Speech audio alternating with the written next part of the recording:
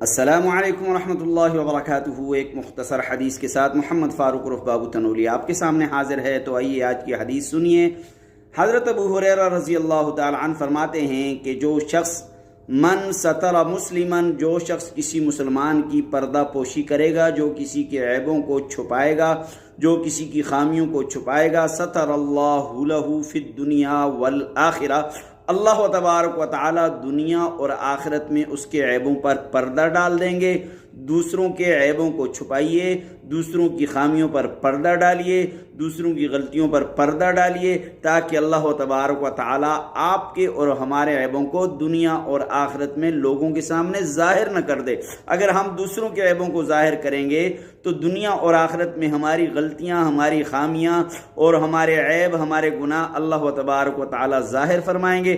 آج کا یہی پیغام ہے، دوسروں تک پہنچائیے۔ السلام علیکم۔